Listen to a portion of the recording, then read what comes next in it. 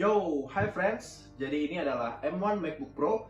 Kali ini aku akan membahas pertanyaan kalian sejak berabad-abad lalu tentang review M1 MacBook Pro setelah 1 bulan pemakaian. Jadi pembahasannya aku bagi menjadi dua. Pertama, kita akan bahas 3 kekurangan dari M1 MacBook Pro. Dan yang kedua, kita akan bahas kelebihan dari M1 MacBook Pro ini. So, let's check this out. Oke, jadi kekurangan pertama adalah karena M1 MacBook Pro ini sudah menggunakan Apple Silicon, yaitu M1. Kalau misalkan kita menggunakan software dari iOS, itu kadang-kadang crash. Khususnya aplikasi yang aku coba itu adalah LumaFusion.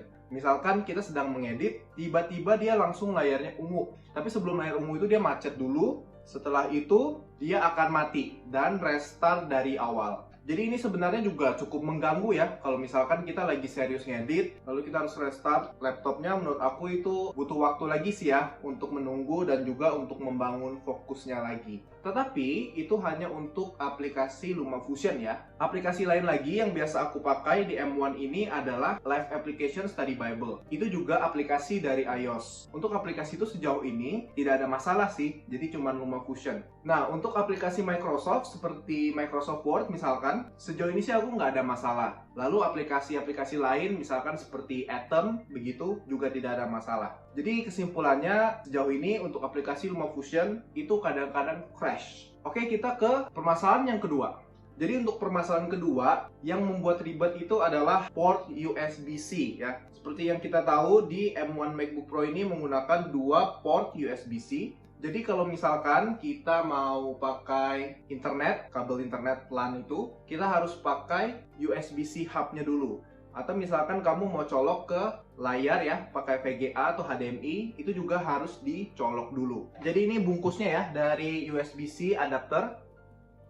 Ini aku beli di Shopee dan dikirim langsung dari China. Aku lupa harganya berapa, nanti aku tampilin di layar aja. Jadi ini adalah USB-C adapter yang 10 port. Nah, biasanya juga selain untuk flash disk, VGA, HDMI, dan juga internet, biasanya juga aku pakai untuk USB-C satu lagi. Nah, untuk apa USB-C satu lagi? Itu untuk menjadikan iPadku sebagai secondary monitor. Jadi menurut aku ini wajib dimiliki sih ya kalau kalian ada M1 MacBook Pro. Jadi ini portnya lengkap banget, ada 10 port, kamu mau apa aja di sini ada.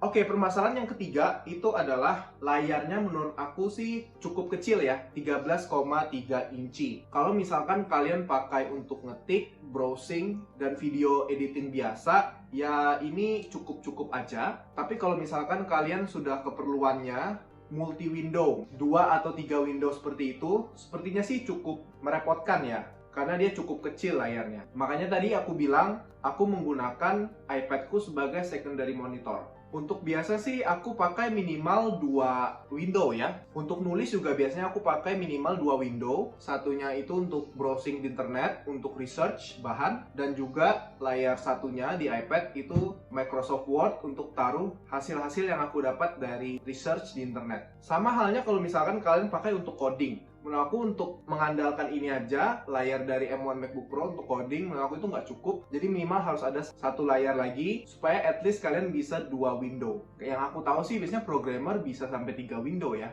Sama juga video editor yang profesional. Oke, kita sudah selesai dengan kekurangan dari M1 MacBook Pro. Selanjutnya kita akan ke 3 kelebihan dari M1 MacBook Pro. Oke, jadi kelebihan yang pertama itu adalah sensasi membuka laptop seperti membuka HP atau iPad. Jadi seperti ini.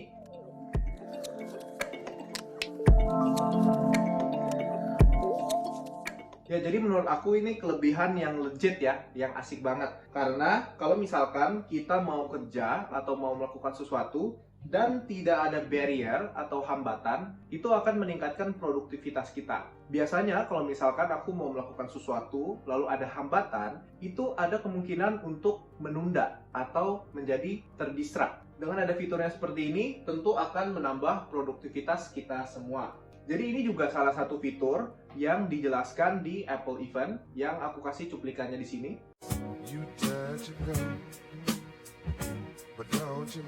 How cool is that? Ya, jadi itu untuk kelebihan pertama. Kita ke kelebihan kedua.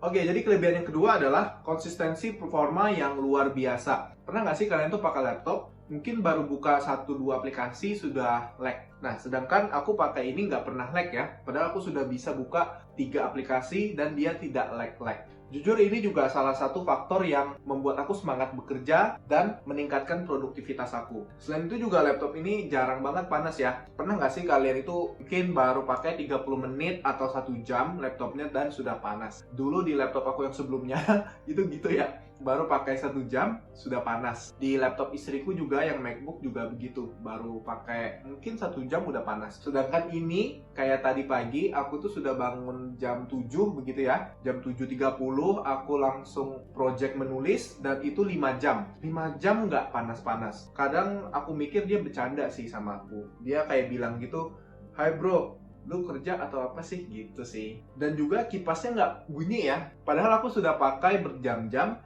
dan juga aplikasinya banyak banget ya. Dan dia nggak bunyi. Kadang aku mikir ini beneran ada kipasnya nggak sih? Atau kipasnya rusak atau gimana? Soalnya aku nggak pernah bunyi. Mungkin akunya yang kurang ini ya, pakai laptopnya untuk tugas-tugas yang berat atau sulit begitu. Oke, kita sudah selesai di yang kedua. Kita akan lihat ke kelebihan yang ketiga. Oke, jadi kelebihan ketiga itu adalah ketahanan baterai. Awalnya juga aku pernah bahas ya. Aku pernah lihat di video-video YouTuber lainnya, mereka bilang bahwa ini bener-bener baterainya itu bisa tahan sampai 21 jam. Aku pikir masa sih? Dan awalnya juga aku nggak percaya, sampai aku cobain sendiri. Contoh yang paling baru, tadi pagi. Jadi setelah menulis, aku ada break. Dan juga saat aku melanjutkan nulis, itu sekitar 1 jam. Dan kalian tahu saat 1 jam itu, hanya berkurang 3% dari 100% ke 97%. Padahal itu aku pakainya untuk nulis, pakai Microsoft Word dan juga browsing di Google Chrome. Di Google Chrome juga kayaknya aku minimal buka 10 tab ya untuk research, untuk tulisan. Menurut aku ini luar biasa banget sih. Dan juga aku pernah sih pakai ke sekolah, itu bener-bener dari pagi ya. Misalkan dari pagi itu sudah 100%. Kita pakai seharian untuk home learning, mungkin dari jam 7 sampai jam 4 sore, itu hanya berkurang sekitar 20%. Padahal kalau kita video call sama murid ya, kalau misalkan ngajar secara online, itu berat banget pakai Teams loh. Dan juga kalau aku ngajar sama anak-anak, nggak hanya pakai Teams. Aku share screen, pakai Google Chrome, di Google Chrome-nya juga pakai game online, yang itu pakai JavaScript, yang berat juga. Dan dia hanya berkurang sekitar 20% untuk pemakaian berjam-jam. Jadi sekitar 9 jam, hanya berkurang 20% untuk pembukaan aplikasi yang banyak dan kerja secara konstan. Oke, jadi itu ya untuk 3 kelebihan dari M1 MacBook Pro ini. Oke, tadi kita sudah lihat ya kekurangan dan juga kelebihan dari M1 MacBook Pro ini. Kalau menurut aku, walaupun kekurangannya tadi ada 3, dan menurut aku juga itu kadang agak menjengkelkan, laptop M1 MacBook Pro ini tetap sih my dream laptop. Karena aku juga nggak menyangka bisa punya laptop yang sekece ini. Dan selama 1 bulan ini, M1 MacBook Pro ini sudah menambah produktivitasku cukup banyak ya. Aku jadi lebih semangat untuk bekerja, dan juga saat mau bekerja juga barriernya semakin sedikit. Seperti yang tadi aku jelaskan di kekurangan dan kelebihan dari laptop ini. Oke, sekian dari review 1 bulan setelah pemakaian laptop ini. Kalau kamu misalkan ada pertanyaan tentang M1 MacBook Pro, boleh komen di kolom komentar. Aku akan jawab sebisa aku. Dan kalau kamu juga ada ide untuk video selanjutnya, silahkan juga tulis di kolom komentar. Jangan lupa untuk like, share, and subscribe. See you on the next video. Bye-bye!